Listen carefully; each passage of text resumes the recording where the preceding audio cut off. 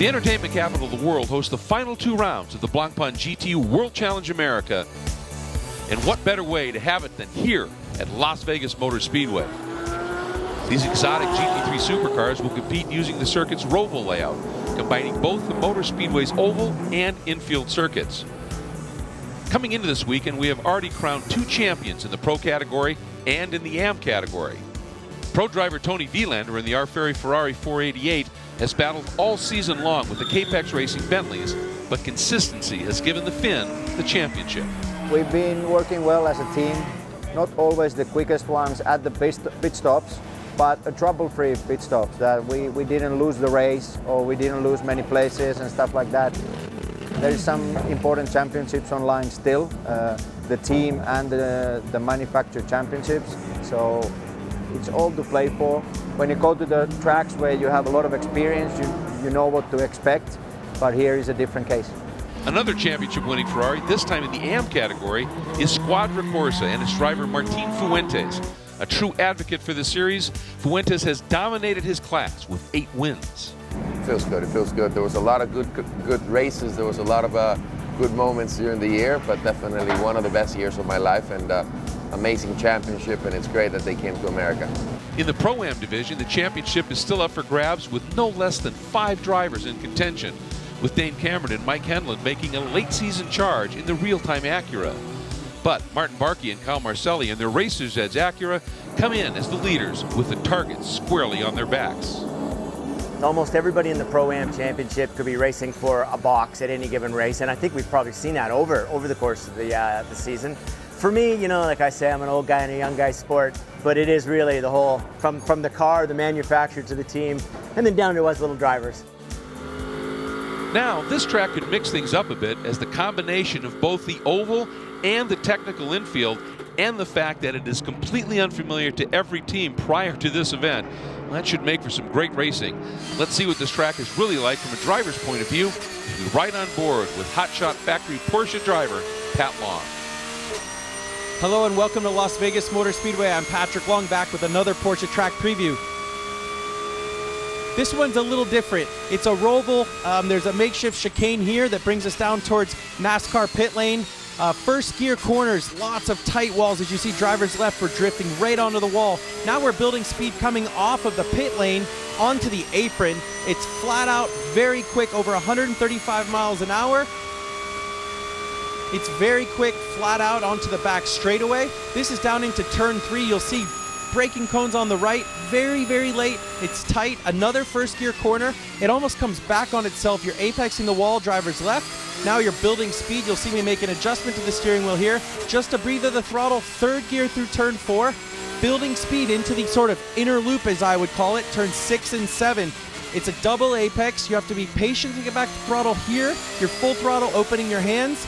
As always, using all the road. This is where the start of the race will be. It's down into turn 8. You'll see me get up on the curb here using a lot of that paved, as we call it, access road, a little bit sideways there on the exit. Another double apex, slow, patient corner, turn 9. 3rd gear, building speed. Down into a really tight final complex. This is 10, 11, and 12. As you see, I'll click down to 1st gear here. Very patient on throttle. It's low grip, a lot of surface changes right out to the wall, and now we're spitting back out onto the apron of the oval. 3rd gear, 4th gear, building speed up over 150 miles an hour onto the front straightaway of the oval here. You'll see up ahead to the left the start-finish line. Very, very deep on the brakes. 1 lap here at Las Vegas. Thanks for riding along. 2 rounds remain in the Blancpain GT World Challenge America Championship for the world's elite in GT3 machinery. First of a doubleheader event here at Las Vegas Motor Speedway. Welcome to the Blancpain GT World Challenge America, presented run by Cirque du Soleil. Hi, everybody. I'm Greg Creamer, joined by Calvin Fish, Ryan Marine, down in the pits for us. An absolutely beautiful setting here, north and east of downtown Las Vegas. You can see the Strip at night. Field coming out of turn 7. They're allowed to roll into the throttle even before the green flies. It does now. Here it is. Will Andy Suchek be able to hang on, or will Hargrove go around the outside? Hargrove going to ramp the outside. He's in deep. He's wide, way though. too wide. Outside of the track limits. He's probably going to have to give that position up. A great start for Tony Vilander. Wow. Up into the second position early aboard the Ferrari. Yeah, he just timed that to perfection, and you're right. I'm sure Race Control will be checking in with that Porsche team and saying, nope, you better slot back in behind here. Not the start that Andy Soucek was looking for from the pole. Hargrove, what can he do? The problem is now to give that position back to Soucek. He's got to let Vilander by, so a tough decision to be made here. Yeah, and for Soucek, as soon as Hargrove turned across, he had to check up. That just completely blunted his momentum. And look at this battle between the two teams. Oh, and a big run as well from the number 64 of Brett Curtis coming up. Mike Hedlund there aboard the re-liveried, they call it the Vegas Bling, baby. You can see the chrome livery aboard the 43 real-time Acura. Just gave up the brake zone a little bit, and Curtis took advantage in the red Ferrari. Yeah, Mike had qualified the car third, and he's dropped back just a little bit. Yeah, I love what their slogan is, blinging, for the weekend here. But interesting to hear what's going to unfold here. Vilander, red Ferrari. Pushing the boundaries there a little bit. They said they got to keep the tires on the paint through this infield section, and Tony certainly explored territory outside of that on the exit of turn 3. Soucek has got to be patient from the pole.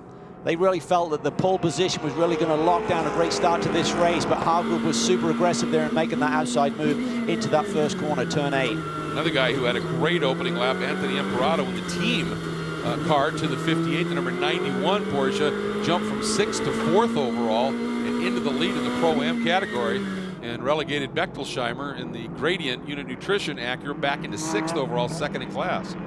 Scott Hargrove certainly made his intentions. He was up on the wheel early, was not going to give it up to Soucek on the inside of that first corner, ran a little bit wide, and now it's kind of settling in. For Hargrove, he's had a victory this year with Pat Long, but has not had the best of seasons overall, been running in some other competition. Porsche young professional driver. He wants to finish off the season on a high. And we have seen him this year. He has put in some aggressive and sparklingly successful opening laps. And this is another one here, although he did float way, way wide, so we'll have to see what the word is there as we're taking a look. Soucek here. Yeah. Looking for the outside line now. He's going to start to tighten up, try and get the run on Tony Vilander, trying to be in position as they get down towards that brake zone. This is the approach to turn 3 we're looking at. Soucek looks to the inside. Tony takes it in deep.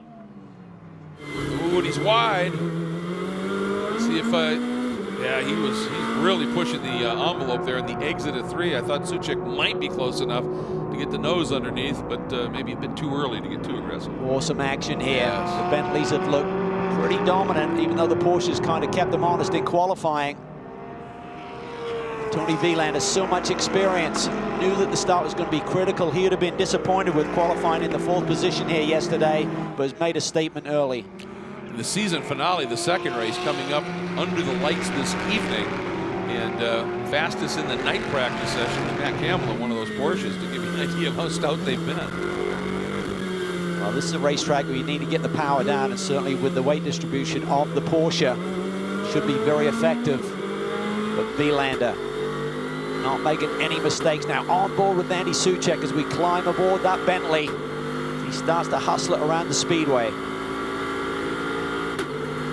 Run up above that line there, Greg. Yeah, up through that north apron, and you can get above the line. Oh, Tony's in deep. Little wiggle there under braking, as you can see from the onboard from Andy. Tony there, that red Ferrari didn't look stable there into the brake zone. Yeah, not at all. What I was going to say is where that white line sort of blacked out, you can float up over there, but once it comes back to white, you're supposed to be down underneath it. Boy, and Soucek got a run, didn't he? Got a big run. Looking to the inside. How deep does he want to go? Oh, it's going to be tight. Tony just opens up his hands and gives him the lane. Smart move, because otherwise they were going to grind a little bit. And Soucek's on a mission. He's got a faster car. The key is now, can he go chase down that Porsche up in front with Scott Hargrove behind the wheel? Hargrove's last lap, fastest of the race at a 33.359. But that top group is all in the 33s right now. Now with clean air on the nose of that Bentley, let's see what kind of a lap Soucek can throw down. Great views out these back cameras here. This is awesome. Yep. A fun section of the racetrack here. You've got to be so patient. That's turn 10. You see that big tire bundle through that right-hand sweeper. Vilander using these curves, trying to figure out a way to get back on top of that Bentley, but seems like Soucek's got more pace right now. It's interesting to watch Wielander's line through turn 10 where that tire bundle marks the apex. He squares that up quite a bit more while Soucek just sort of flowed through, gave up a little bit more. Well, the key is that a lot of the drivers have talked about this racetrack being akin to a street circuit. Remember the start of 2018, Greg? Scott Hargrove swept the streets of St. Petersburg. He likes this style of racetrack. Well, that's true. There are parts of this track that feel very much like a street course, and that level of precision where you're driving with those concrete walls, and it's something that he seems to excel at. And look at the gap Soucek's put on Wielander already as he's been able to drive away. Those top three have moved through, and Baptista has been able to now get around Anthony Imperato and has put that blue liveried or trimmed Bentley up into the 4th spot, although he ran a little wide there, and Imperato took a run at him.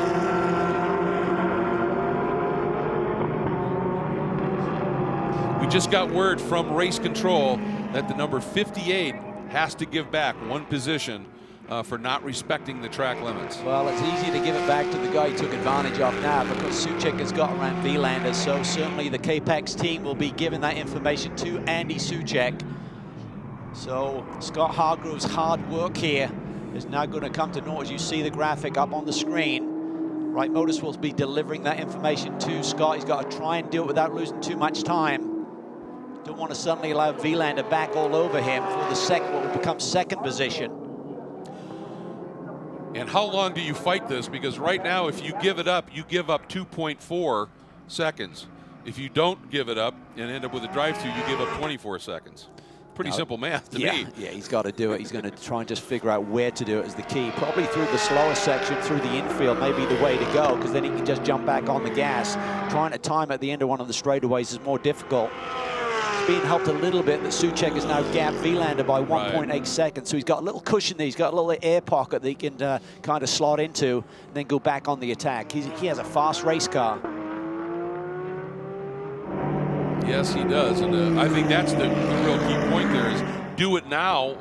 One, because it gives you as much time as you can to fight back, but 2, with that big margin, Soucek to Wielander, you can let Soucek get right back on it and still have some room.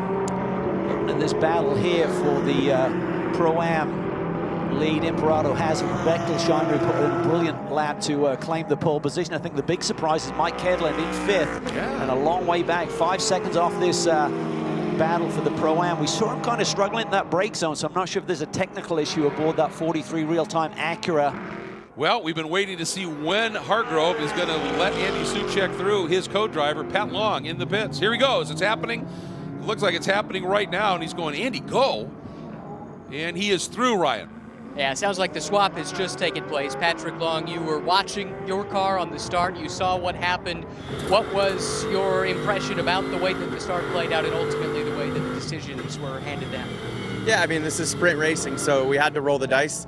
The Bentleys have been very strong in a straight line, so we had to play to a plan. Scott did a great job, and unfortunately the officials didn't agree with how it took place. I do respect their call, and I'm glad that we're going to get to race this to the end instead of having a drive-through or a post-race discussion about it. We'll just play our cards and see what comes up here in Vegas. Thanks as always. Thank you. The first reference to playing the cards in Vegas comes up. Let's go back and watch this moment we're talking about here. So he tucks it down to the inside. He's hard on the power, and then as you get to that sweeper, just has to give it up. He gets up on the curb there, picks up a little bit of the grip from that left front, and that loosens up the rear. That's quickly recovered. He's going to try an outside move here in 11 and 12. Yeah, this is risky stuff. This is really high-risk stuff right now at this stage of the game. I know he wants to get that position. This is for the team's championship. In terms of the points, now they'll be affected, but don't throw it all away. Now, by the time they come by start-finish, they would be able to pit next time. The window should be open. It's going to be a matter of, as you said, how quick you want the pros in. And look at Fuentes. He has just reeled them in. And sometimes just the way the timing works out, it's not necessarily the leaders who have the first opportunity to pit. Last year was a rule in place that they had to have that opportunity. This year, as soon as that window opens, you can dive. I'll tell you, Hedlund was all over the back of Markey, and then he dove and used that really tight line. And and it looked like it gave him just a little bit of an edge. I think it's a shorter run. So we're on board with Fuentes, watching this battle up front. The number 61 in from third, Vilander.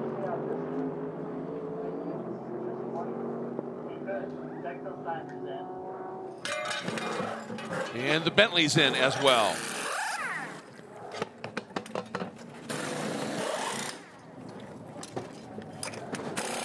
Looking at those first stop, Barkey to Marcelli.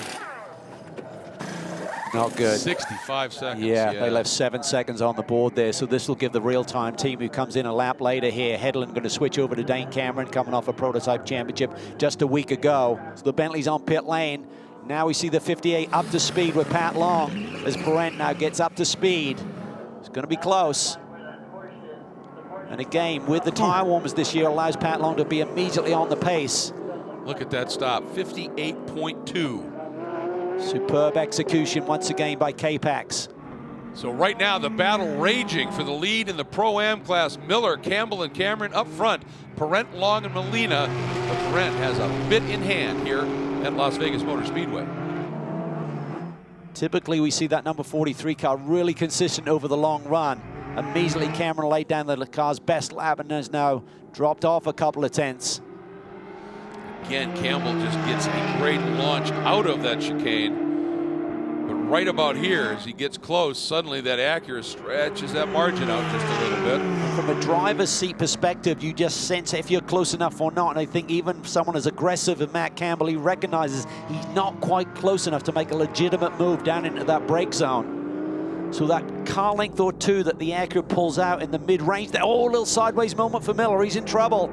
Campbell looks to the inside. But Campbell clouded that curve and the back end stepped out just a little bit. This is on. Miller is hanging on to this by his fingernails right now. Both those cars with those little bobbles, that's going to bring Cameron right back into the mix.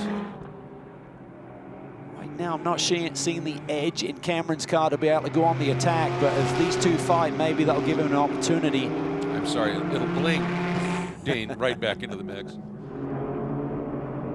Here, the Marcelli is got by Van der Zande, so this is the number 7. Ferrari has dropped back quite a ways here. Let's see if there was any argy-bargy involved in this encounter as well. Let's take a look back here. Oh, there was, big time. I thought that was a big gap, so yep. It's just tough to make a pass here that's not interesting for you guys to watch, clean. Not for me, though.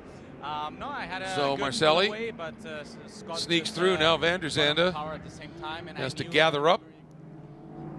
Has lost, as you said, a ton of time.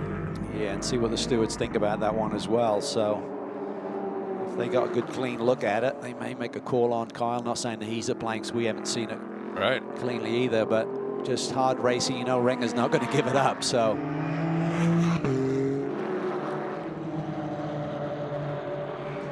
battle for second overall. Long continues to hang on to it, but Molina, he's gotten about that close, Cal, and hasn't been able to do anything with it, but absolutely has not dropped off at this stage. And every time Long looks in the mirrors, he sees flashes of red. he does, but he recognizes so tough to pass it. Just keep hitting his marks.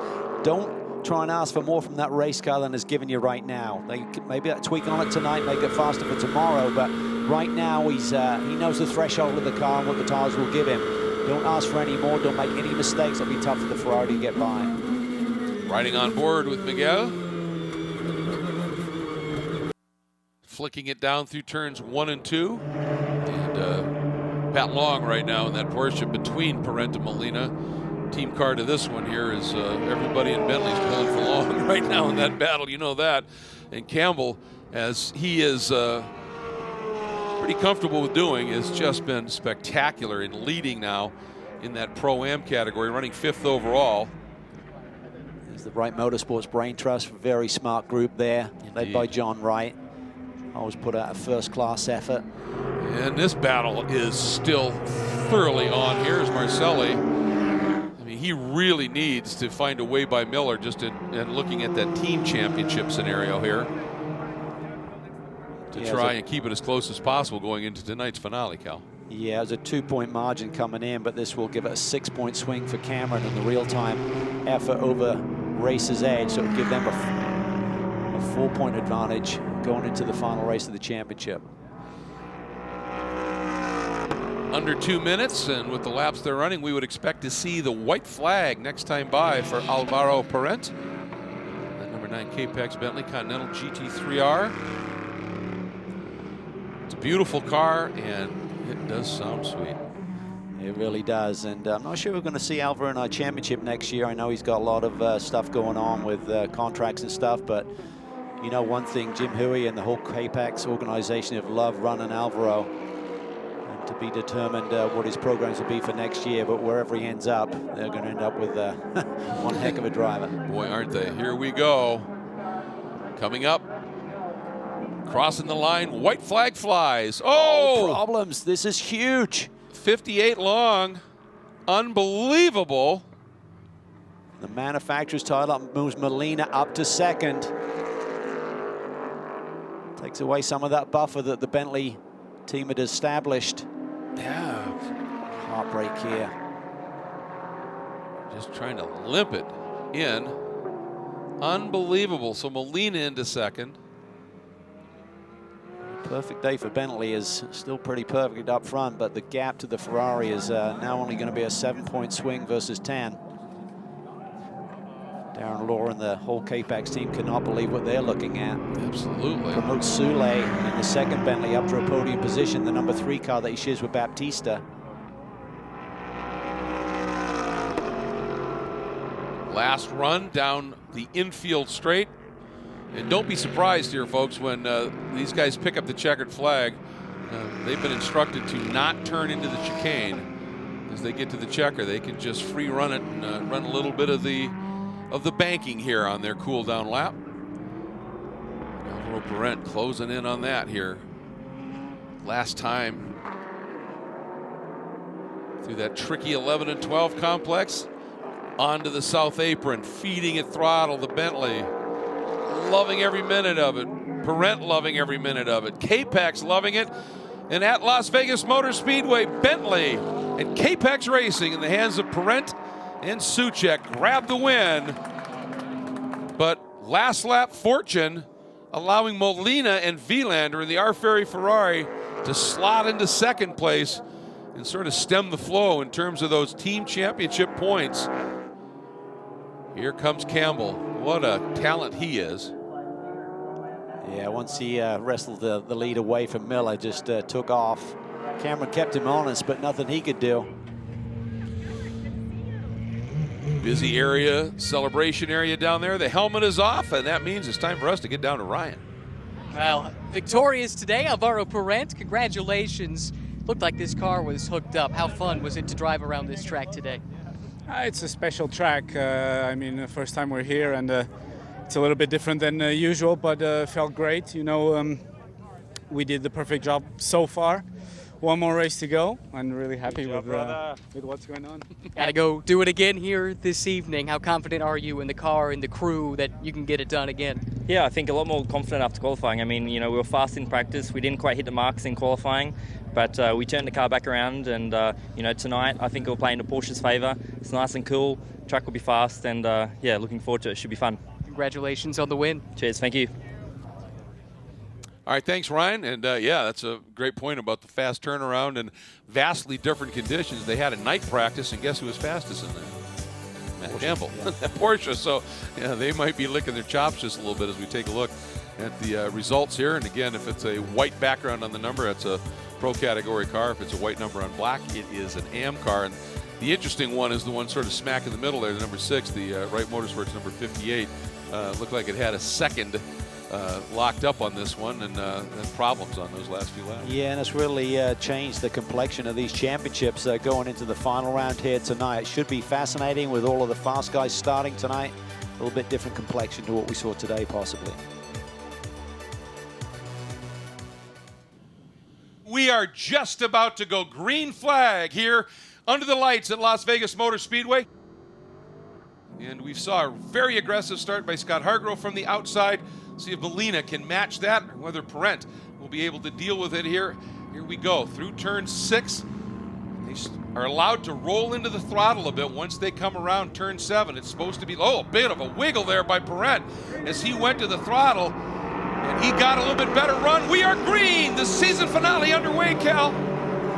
Molina looks to the outside, down into that brake zone. He goes around the outside. Can he get the inside for the next corner? Very aggressive. Lots of touching, I think, going on there as we hop on board with Molina, and it looks like he came through it okay. Question was, how wide did he run as he came out of turn 8? That was almost a mirror image of what Hargrove did, but Molina didn't run quite as wide.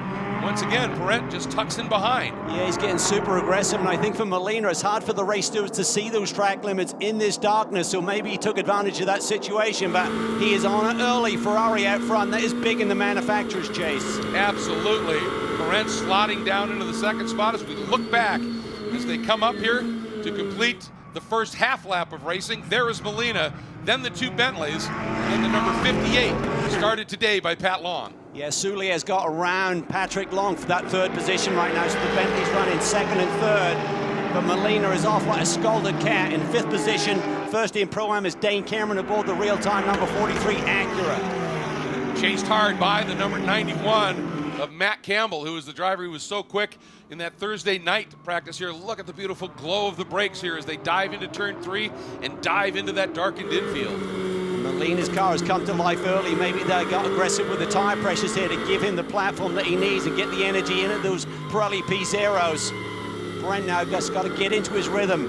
He's been the man to beat here this weekend as a monster pole lap that he put together, but Molina has taken advantage. Working up into turn 8, one thing I noticed in the rear view camera monitor on Pirelli's Bentley, behind him all you see is headlight.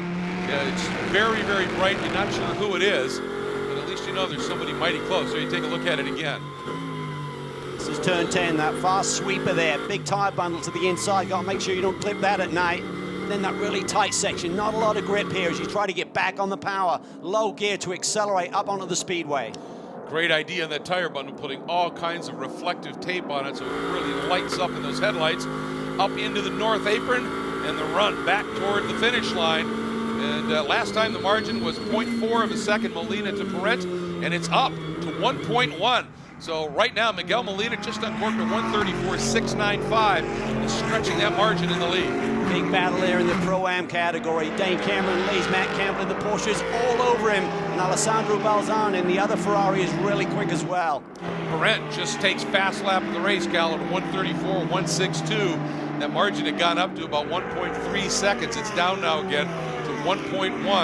That Bentley may be starting to really come in now. It is, but Molina is kind of matching him. He was only 100th of a second off of that lap that Alvaro just turned.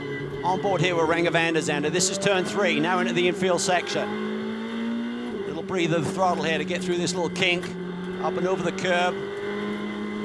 Following his teammate there, Alessandro Balzan, up ahead in the bright red Ferrari. It's been a while since we've had this wicked quick Dutchman in the SRO America World Challenge paddock. Great to have him back. Teamed up with another great character. They're both a lot of fun in Martin Fuentes. And he is up on the wheel right now. Look at this, Campbell again trying to work inside then outside on Cameron. This cool air. Customer, but that Porsche looks really quick. I was going to say, in these cooler conditions, that Porsche might be making a bit more stick at the rear. A little harder to see, to defend if someone suddenly makes a surprise move on you. In the darkness, you kind of get blinded. You saw from this, or you can see from that onboard rear-facing camera of Renger van der Zande. It's just blazing headlights. You really can't distinguish exactly which way the car is going behind you. And after being all over the back of Campbell, Balzan now has dropped back just a little bit in that red number 64. There is Renger van der Zande, that bright yellow helmet, that Hublot Alpha Prime Ferrari Fort Lauderdale entry. See how close they get to that tire bundle and that wall coming off at turn 2. If you start to abuse those curbs, it really unsettles the race car. Wide open through here, flat out, but big cornering loads. They head down the back stretch into the brake zone. And heavy braking here as they square up, head into turn 3. By angles, I think that's the tightest turn on the track. It is, and Marcelli was looking for a way by Colin Brown. It looked like into that brake zone. I'm not sure if he made it or not. He did.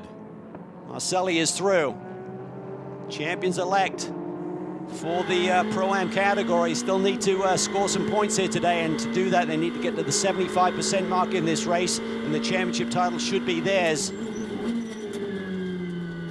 Dane Cameron may score more points than that duo, but he's not tied to an AM partner for the season, so he'll be demoted out of the point-scoring positions at the end of the title chase.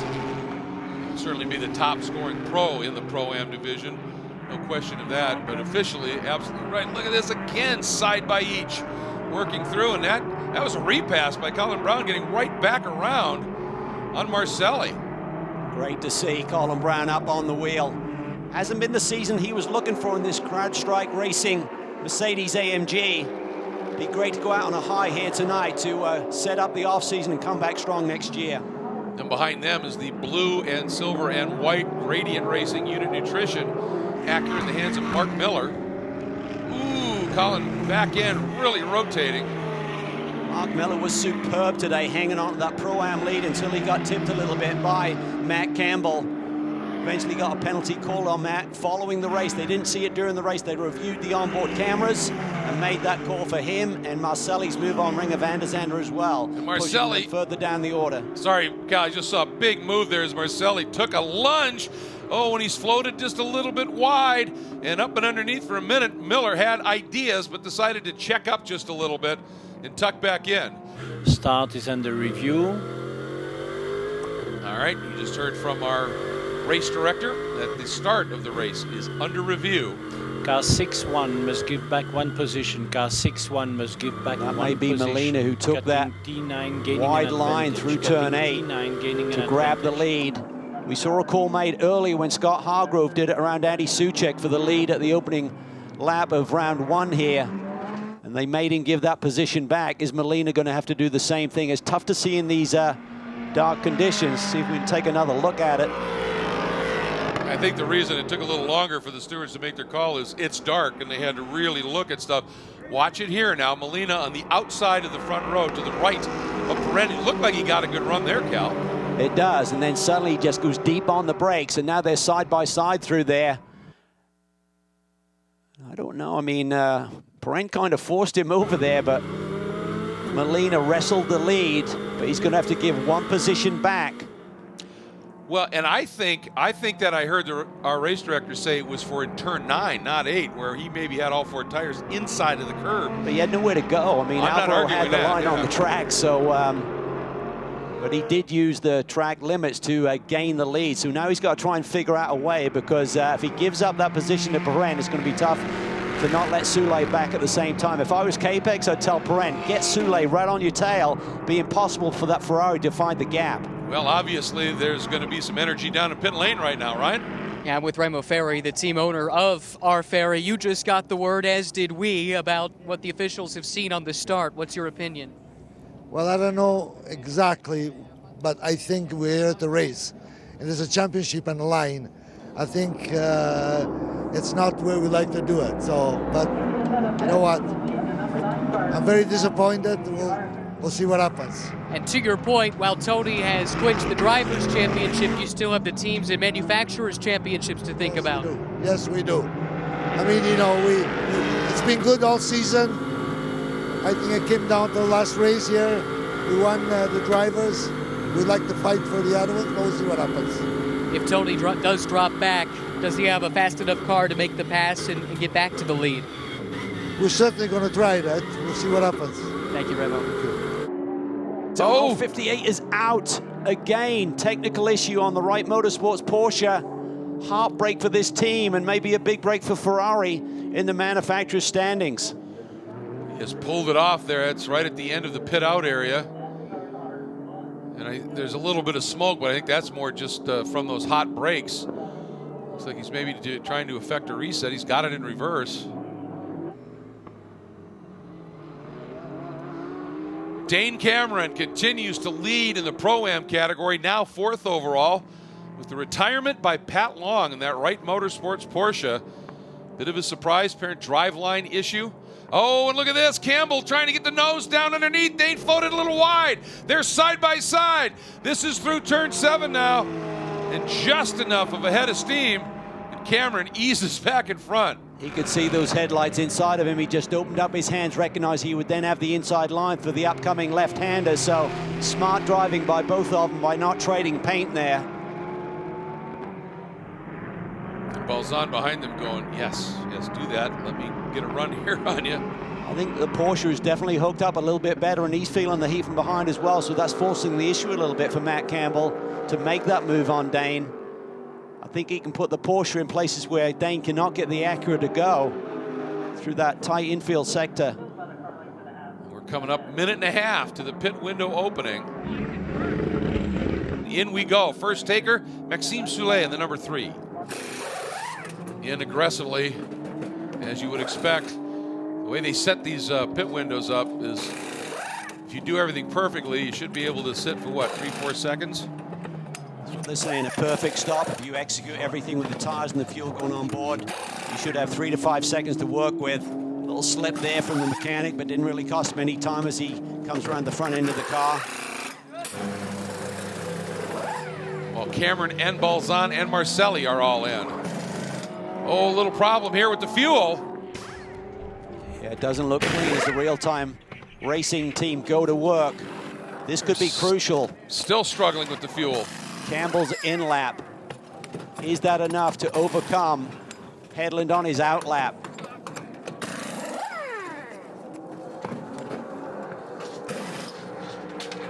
Boy, this does not look good, Cal. No, it does not look good at all. They're already at the minimum. Bad stop. There goes the first of the Bentleys. The Ferrari's going to be dropped way down the order here.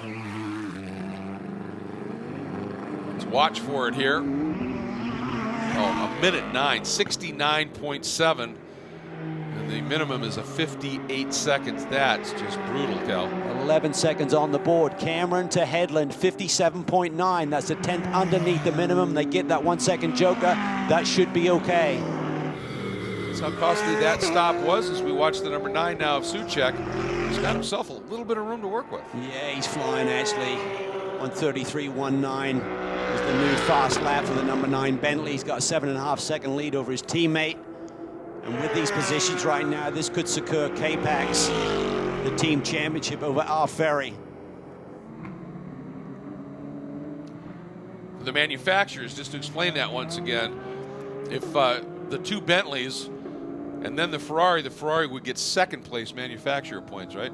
Second manufacturer on the road, so yes, and that would be enough to win the manufacturer title, we believe, by 3 points. With the Acura ahead, that was going to come down to a tiebreaker as well in favor of Bentley. But with Tony Vilander getting around Mike Hedlund, that pushes the Ferrari up into the second manufacturer on the road. Oh, there's a spin there. Looks like Imperato. Indeed. Another car involved. Fuentes? Or is that Hedlund? I don't know. No. There's the it's the number 38 of Milstein. He regathers it. Anthony Imperato continues to run second here in the Pro-Am category in the 91 Wright Motorsports Porsche. However, he was a lot closer and a huge move down underneath Hedlund and got into the back of the 38 of Milstein. Yeah, just misjudged that a little bit, made a big lunge down the inside and got into the back of the 38 car. Doesn't matter if it wasn't for position on the 38, it's still avoidable contact. Watching this battle here, Barkey trying to close down a little bit on Imperato. Up front overall, Souček and Baptista, the 2 Bentleys, have themselves a margin at the front separated by about 8 seconds. Another 9 back to the Ferrari of Vilander. And then another stout run by the Pro-Am combination. Cameron and Hedlund for real-time racing in the number 43, 4th overall. Just past the point in this race where points will be scored if you're running. So for Barkey and Marcelli, that is important because that means they should seal the Pro-Am title championship, even though it looks like Dane Cameron will end up with the highest point score because he's not tied with an AM partner for the full season. He basically drops down the order because of that. And that will hand the championship to the Racers Edge group. But it's been a phenomenal season for the number 80 team. Yes, it has. Just making that massive jump up to GT3 competition with immediate success. And hats off to John Maraki and the whole group for putting a program together at this level. Look at this little scrap here. Headland's in trouble, I think. Something's he just doesn't wrong. have pace right now, and Fuentes is caught and past him. Wow, yeah, Headland that lap at 35.7 to Fuentes. Well, this lap now, Headland a 143.1. Yeah, he's got some issue. And there goes Fuentes. He just had a bobble, and Fuentes just got a charge on him, but see what happens on this lap. Oh, Fuentes is just driving away from him, it seems here. Seems to be working for him. All right, here we go. White flag, 1 to go here at Las Vegas in the Blancpain GT World Challenge America at Las Vegas Motor Speedway, presented by Cirque du Soleil. Encourage you on October 24th to get some tickets and go see that live action thriller making its debut here on the Vegas Strip. On board for the last time, final lap. Fantastic season of racing.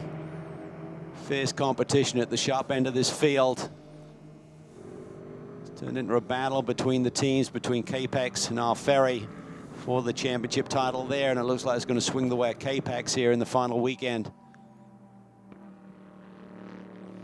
Here comes Andy working his way through the 6-7 complex down this infield chute. Get Baptiste and Vilander second and third in the Bentley and the Ferrari.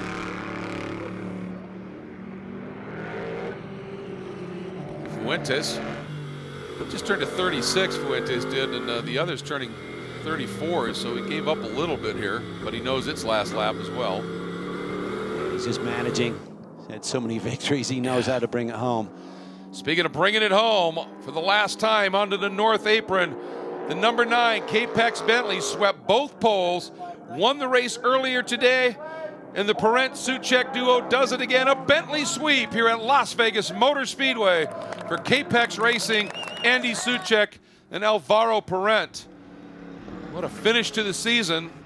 And with Baptista coming through in that second spot, that should be enough, shouldn't it, Cal, for them to be team champions for Capex Racing? They are the team champs, but I think the manufacturer's title will swing the way of Ferrari.